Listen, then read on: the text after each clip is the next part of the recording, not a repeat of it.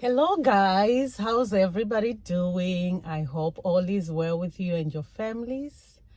And I hope you had a wonderful Thanksgiving. We did. We ate so much food. It was fun. We had a good time. So I pray you had a good time too. That's if you have Thanksgiving in your country. But let me tell you guys, the effort that it takes in planning, preparing and executing this event, whether it's Thanksgiving, Christmas, birthday, wedding, even funeral, just the preparation and the planning and the executing itself is just a process. And with process, there is going to be a lot of discomfort. So guess what? I'm going to talk about this process, and I'm going to use the analogy of this cooking, this Thanksgiving preparation, the whole process, with how similar it is with the healing process. That's what I'm going to talk about, guys.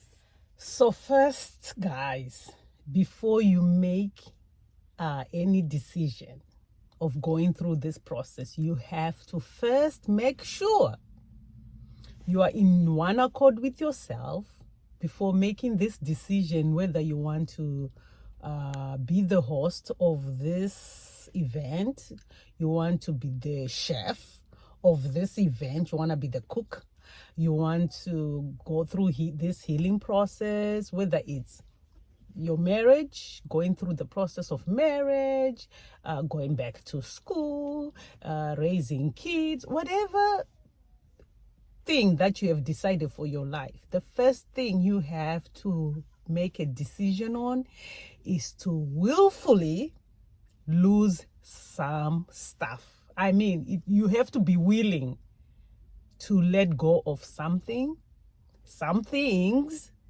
let go of some stuff, some behaviors, some attitudes, whatever it is. That's the number one thing. Make a decision to let go of some stuff.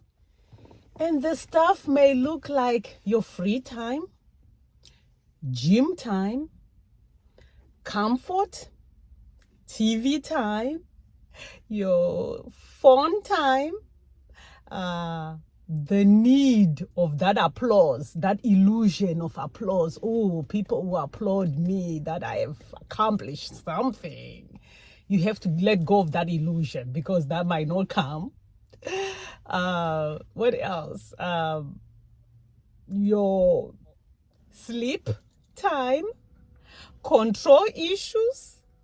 So many. It just depends. You know yourself. So you have to let go of whatever that is that you need to lose, because for you to go into that process, you can't carry those things with you. You have to be willing and willfully able to lose those things.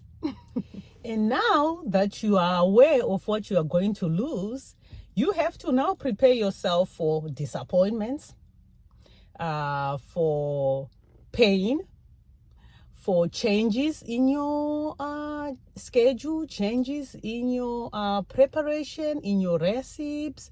You have to prepare for discouragement, disappointments, pain, tears. If you are cooking, tears will come from from onions, cutting them onions, 100 onions. Prepare yourself for changes, any change, and I think I had said that one. Requests, demands, mess, chaos, So just to summarize this, just prepare yourself for any interruption, any disappointment, any changes, any reroutes. You will reroute yourself somewhere, or you'll be rerouted by others. But you have to also prepare yourself before you begin this process. Now that the process has begun, let me just say, if it's a planned process, it's better than a forced process, the process that you have thrown into it, whether you like it or not. You are just in the process because maybe you've been hard-hearted or stony. God has to just do what God has to do because you refuse to say yes, so he pushes you into that process. Let me just say, I think the process that you plan, the one that you are willfully planning by yourself, is better than the one that you are forced into. So let's discuss about this planned process. So I think the best way, well, my way, the way I like to do my stuff is I write everything down first. That's my number one thing to do. I just have to write it first on paper so I can see it visibly and say, you know what, this is what I am going to do. For example, with this Thanksgiving, every year, if I'm going to host or not host or whatever, I know that I will be cooking somehow. I'll be cooking, so I have to plan whatever I'm cooking. For example, this is just an example. Like for 2021, everything, this is just I had it from 2021. So everything that I was going to cook, like in 2021, and you get better by each year. So last year, I put my stuff in order of like protein, carbs, and things like that. And I knew what I wanted to cook for protein, for carbs, for vegetables, for sweets, for what else did I have? For beverages, how many guests I had, and miscellaneous stuff. I had it there. For this year, for my 2022, this year, Thanksgiving, I planned it better. I had like whatever I wanted to cook. I listed everything I wanted to cook, but I listed it according to the recipe. Like fried chicken, I would write the exact ingredients that I was going to use for the fried chicken, like fried chicken. And then I would write the ingredients that I wanted for fried chicken. For my oxtail, I'll write, oxtail and write the ingredients. For the tripe, for the peanut butter spinach, I'll write exactly what I was going to cook, and extra, things, this year it was really, I think it was better than last year. It's, even spaghetti, I knew exactly what milk I wanted to use. So everything that I did for this Thanksgiving, from the ingredients, I had it listed so that I don't use the same ingredients for every food. So I knew exactly what I wanted to do. So the question is, how is that similar to a healing process, to any process, right? Well, for me, let me say healing process, because that's what I talk about in this channel. So you have now that you have your ingredients listed, you know exactly what you are going to use. You know where to buy the ingredients. Whether you are going to the shops or in the farm, you still have to go somewhere to buy the ingredients for your recipes, right? So for me, it's just the same with healing. For me to be healed in that particular sickness, I have to go to the source, to the original maker, to the doctor of all doctors, so that he can diagnose me with exactly what's going on inside me and give me the right prescription, the ingredient for that sickness that I have. And for me, my source, my doctor, is God. So I have to go to him and ask him to guide me to that particular prescription that I need for my sickness. That's where I relate the two. And purchasing those items now, you have to know what you are going to buy ahead of time and what you are going to purchase a day before. So let's say, for example, in cooking, you have to purchase items that you know what the expiration date is, 2 years from now, whatever, like the canned foods, the beans, the potatoes, things that they'll be still fresh on the day of your cooking, and things like meats, things like fresh vegetables, fruits, things that you need to buy fresh, that you're going to buy, the day before. So, with that in mind, now I am going to know exactly when to buy certain stuff and when to buy the things before the day of my event. Same as healing. Now, with me, I now know that with healing, there are things that maybe I started my healing journey 10 years ago, trying to be healed in a certain particular area. And it seems like this problem doesn't want to expire, doesn't want to die. It keeps on popping its head back in my life, and I seem not to figure out how to to make this thing die down or be dead once and for all. So you find yourself that some items, even though you bought 10 years ago, that you started the journey 10 years ago, they still persist, they still continuously come into your life again and again. So now you have to learn to just hold on and keep on working on it until that day when that thing is dead, completely gone. And then there are some things that are fresh that will come, and then you're able to defeat that devil that comes in fresh. And I see those fresh items like triggers, and those things I'm able to train my mind now that when this trigger comes in my life, if I do A, B, and Z, I'm able to kill it right away. So that's how I look at these things, that some things, it takes a while to heal.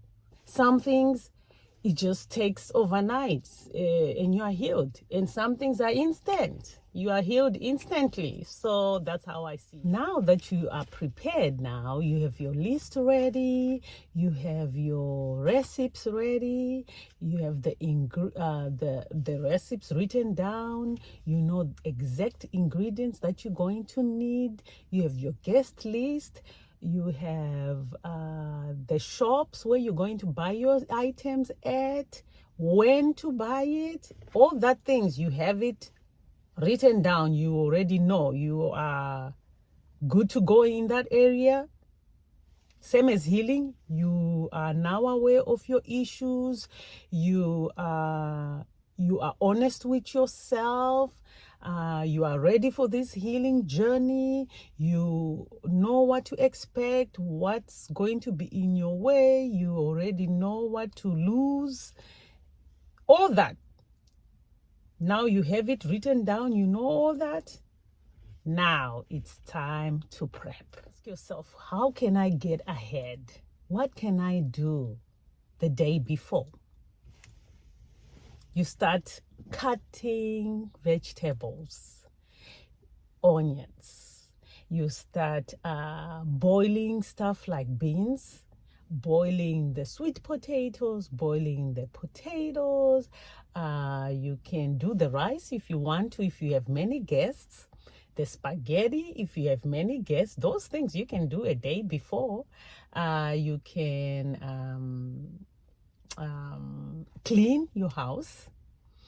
You can decorate if you are going to be using your, dinner plates and not paper plates. You can wash those and get them on the table and prepare the table already. Set it up. Set those things up. This is a day before. And you can, I already say clean up. What else? Whatever you can do the day before, do it. That will cut so much time of tiredness and doing and running and panicking and all that. And this is the same with healing. I have to also make room for this healing, and I make room by clearing my schedule, making room in my schedule. Where can I find time for that one-on-one with God without any distractions? And how can I get rid of those destructive patterns that I was used to? Which preacher is speaking my language at this time? Because, with preachers, they are at different levels.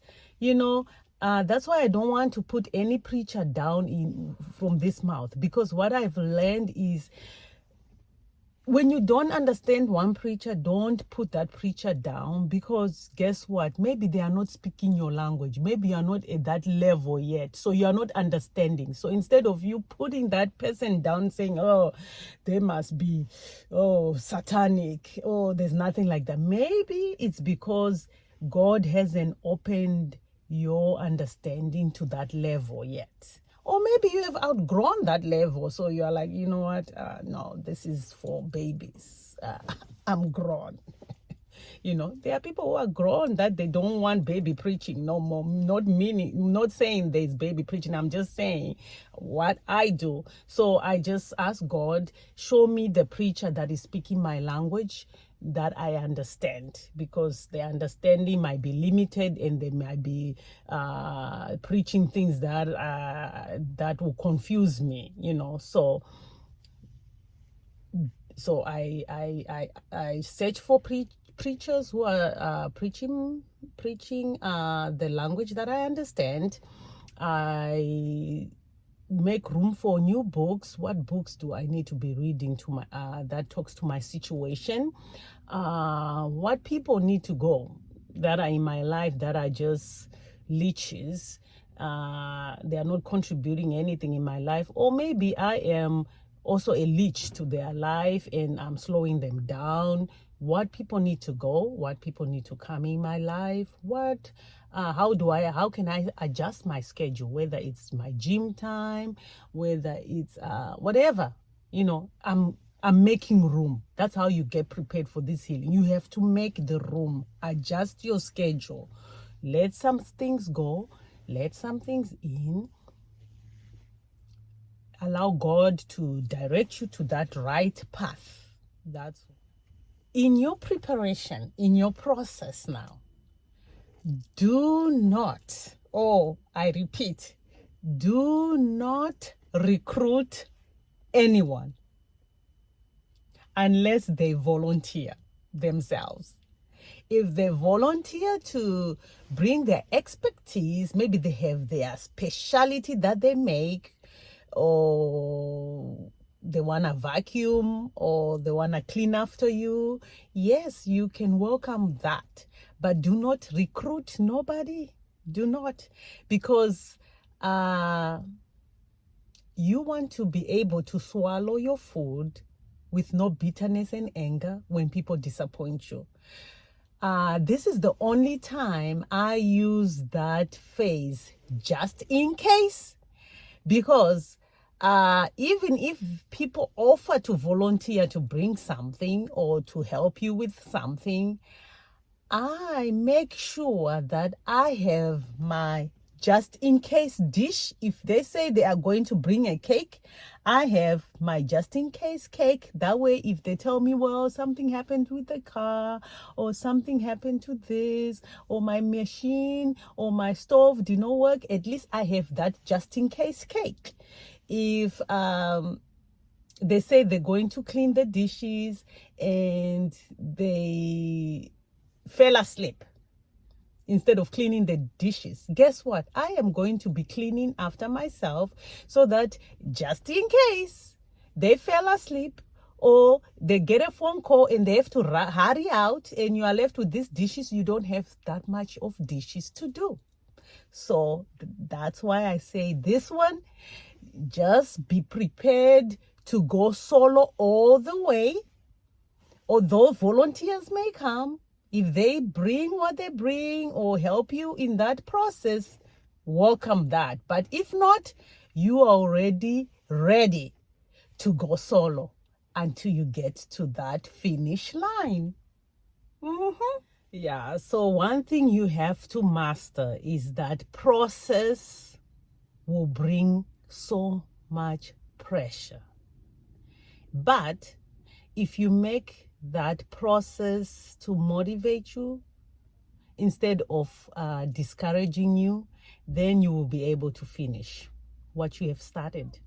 So I remind myself all the time when I'm when I am in any process that pressure is going to come and discouragement is going to come, but I just intentionally push myself towards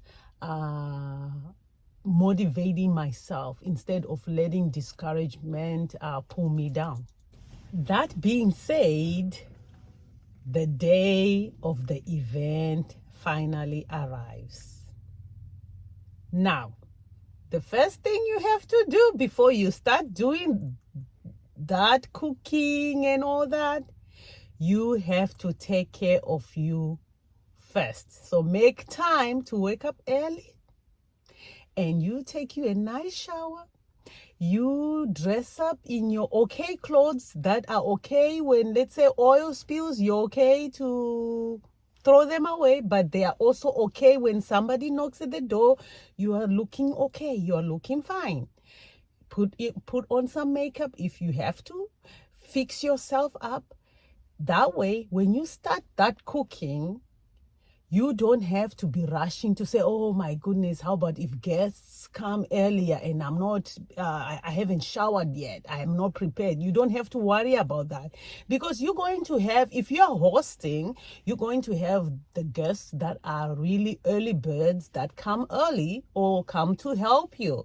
So you want to be already prepared so that when they knock, you're okay, you are good to go. You have no pressure of, oh, I don't want them to see me in my pajamas. So I make sure I take a shower, clean up myself, put me some makeup, look good, and start that cooking looking good.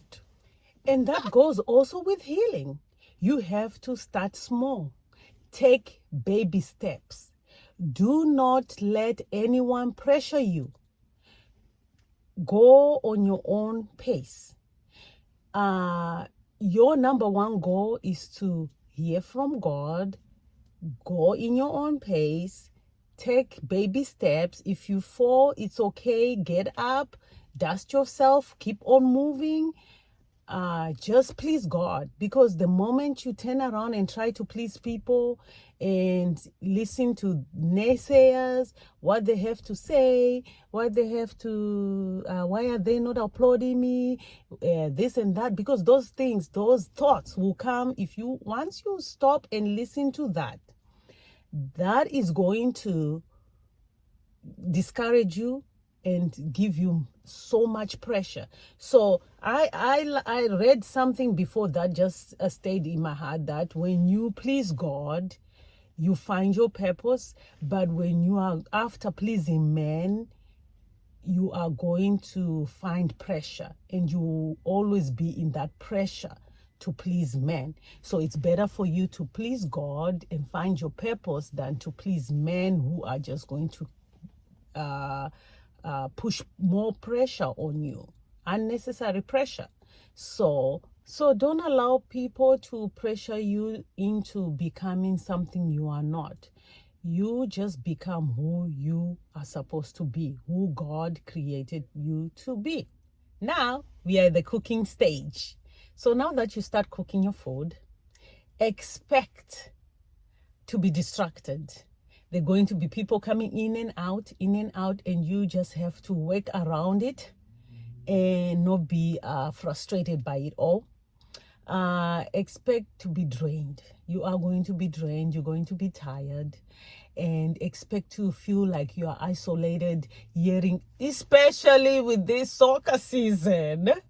You'll be hearing them cheering. If you love soccer, you'll be like, oh, they scored. You'll be like, what happened? What happened? You want to be in the mix of the cheering, but you can't because you are busy cooking. No one is interested to come and help you in the kitchen. So you're going to feel isolated and alone. But you have to keep on going with a smile and say, you know what? This is the perfect time for me to bring the best. I'm going to put my all. So, expect to be isolated. Expect changes in your recipes because you are going to either be missing some items or overused some items. And then you have to make some changes in your recipes. So expect that. And expect that perfectionism demon. For me, not for everyone, for me, where you want everything to be perfect, everything to come out perfect. You just have to get rid of that one. And you have to also get rid of that hurriness, that hurry disease, or wanting to do everything fast, fast, fast, fast. Just it's better to do it in your pace and bring out the best quality food than hurry, hurry, hurry, and then instead of sugar, you're putting salt, and then it comes out tasting like, I don't know. So you want to take your time and enjoy the process. And this also goes with healing. Expect distractions in your healing process, in this healing journey. Expect drama episodes in different areas of your life. It might be coming from your own family, from yourself, from friends, from relatives, from wherever, work, whatever. Expect drama because it seems like everything now is on the drive to trigger you. Expect isolation, shortage of support, because this is the moment where you think you have to have all the support because you are gearing towards a positive thing here, but you are going to make everyone around you uncomfortable because they are so used to your dysfunction, I call it. If they are used to your dysfunctions, any little change is going to creep them out because they don't know where this thing is taking you. So you have to expect not to be supported at all because they are not sure also of where you are going. And you have to expect impatience. You are going to need so much patience, but it's not gonna come easy. God, please gift me with this patience thing, because time will seem like it's going past you, yet you feel like you are not going anywhere. And impatience will make you look at things that are unnecessary. Oh, why is this not moving? Oh, why am I still on this position? Where is the change? I don't see the change. Why do I feel stuck? Why do I feel like I'm going in circles? That's because you want things chop, chop, chop to go quick enough, and they won't. So you have to be patient. You have to be really patient in this journey. And also remember, that isolation is not a bad thing. It's actually a good thing. I have learned that isolation, actually in my isolation times, I have drawn closer to God. I have learned more isolated than I had so many people around me. So isolation is a good thing. If you are now in that phase, or if you see yourself in that phase of isolation, praise God. As long you don't remain in isolation, as long you will be able to balance that isolation, because you need people. But you know what? If you are in that phase where it seems like everybody has deserted you, then celebrate and thank God, because it means God wants you to draw closer to Him. And the other thing you have to expect in this phase, is that you are going to be delayed. You are going to be inconvenienced. Uh, and you find yourself that you'd make, like, many times I would find myself like 10 steps ahead, but then the next minute I'm 9 steps backward because of a trigger. But never discount that one step. Remember, you had taken 10 steps ahead and then you went backwards 9 steps. That one step that you are left with has already moved you forward, and you mustn't discount it, because before you know it, that one step becomes 100 steps. Little by little, slowly and surely, you're already moving forward. You might not see it, but 5 years from now, you'll be like, oh, wow, is it me that reacted that way? Oh, bless you, Lord. You start seeing those amazing little habits, like, wow, this God was sitting on me, because this cannot be me talking this way. That's those little one steps that you mustn't discount. So you start with one dish, you cook one dish, and 9 hours later, you have 10 delicious food that is waiting to be shared with everyone else. So guys, what I have learned in my own process, and what I am still learning in my process, because the process still goes on. I'm not done with this process. I'm still in a process, guys. What I've learned and what I'm learning is that you have to let go of perfectionism if that is one of your weaknesses. You just have to let go. To be perfect, to make everything perfect. Let go of that. Let go of the need or the illusion that people will applaud me. Let go of that. Because if you don't, while you're waiting for people to applaud you, you will be disappointed. And guess what? You won't finish what you started, and you won't be able to tackle on another journey, another process journey, because people would have disappointed you, and you will never dare again to want to do anything. You will just give up, make excuses, and not do it because people would have disappointed you.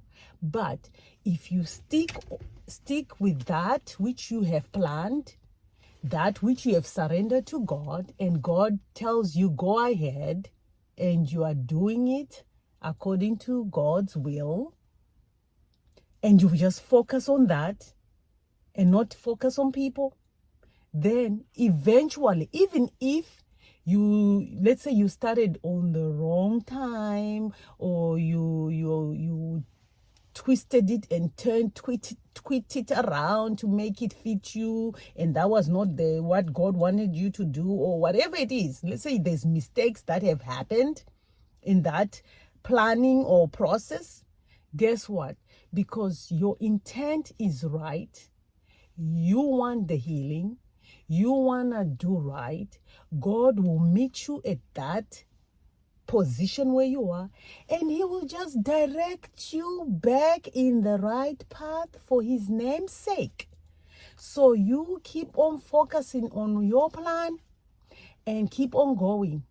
Focus on God, and he will make his plan, his purpose available for you. But if you focus on people, then there's going to be so much pressure, and you won't be able to meet people's expectations, and then you will quit, and you won't dare, you won't face your fears, and you won't do it again. So you don't want to do that. And make sure you clean up as you go. If you are cooking, I like to clean up as I go, especially when you know that in this soccer season, the help of those who are supposed to be cleaning the dishes is not going to come. You might as well clean up as you go. That way you won't be disappointed. That way the dishes won't pile up. Like the way my mind works, in this healing journey, if I don't deal with the issue right away and bury it, because that's what I'm best for in my past, if I bury that matter and don't face it, I'm going to be irritated. I'm going to start making wrong judgment, making wrong assumptions. I'm going to just erupt on little small things. I'm going to be just irritated with everything and everyone. And I'm going to cut you off, say wrong things, because I haven't dealt with whatever is bothering me, or I haven't dealt with that trigger. So it's just going to be messy. It's going to be chaotic. So it's better for me to clean up right away. Okay, I have been triggered. What it is? What is it? Why am I being triggered? What's going on? I just try. I try. I don't say I'm going to do it perfectly all the time. I try to intentionally look at that thing right away and deal with it. Because if I don't deal with it, I will feel out of balance. My emotions now start taking over, and I start blaming now. I'll find somebody to blame for whatever is happening to me at that particular moment. So make sure you clean up as you go. Just clean up. Ask God to help you to clean up as you go, and He will clean you up. So if I clean up, I don't have to hold on any unforgiveness, on any bitterness, on any revenge. I just feel free the minute I face it and deal with that issue. And welcome those volunteers. Do not chase them away. If somebody wants to volunteer to help you, let them help you. If you find an expert in a certain area, and those experts now are the preachers, the therapists, the friends that are wise, whatever expertise you find, welcome it with your whole heart, because that will change you. The books, the scriptures, those ones are your best friends. Welcome those things, the volunteers, the scriptures, the preachers, the therapists, whatever is in your vicinity, whatever is near you that you can use, welcome it, because that is going to just help you and thrust you forward quicker than going the long route, spending 40 years in the wilderness. At least I just want to think that, if you just go God's route, at least you might not have to spend that 40 years in the wilderness, hopefully. Amid of that pain, that backache, the feet, the tiredness, the exhaustion, amid of all that pain, keep on going. Drag yourself to the finish line. Do what you set yourself to do, and just drag yourself until you finish strong. And when they start giving you the feedback of your food that you have presented to them, whether it's good constructive criticism or bad criticism, whatever it is, but mostly good criticism, good constructive criticism, you take it like a champ, and you use that to make yourself better for the next year, for the next round, for the next event. You just get better. Take it, learn from it, and just get better. Won't He do it? Yes, He will. To the God who is able to make you stand, to help you when you fall, the God who's able to hold your hand when you are discouraged, to give you all the materials that you need in this process. May we glorify him. May we keep on praising him. May we keep on seeking him until that day when we stand and say, you know what, I am healed and made whole. May the same God help you in your process. I don't know what process you are in right now, but if you are in this channel and maybe you are going through some kind of hurt or whatever it is, just know that that same God is in that process with you. If you say yes to the process and you make up your mind and you say, you know what, I am going to go for this healing no matter what, and never give up, then know that he is with you in that process until that day. So this is it, guys, for this video. I hope somebody gets something out of this. I hope, you can learn one or two things out of it. Have a wonderful week. Stay blessed, and I will see you in my next video. Thank you. Bye.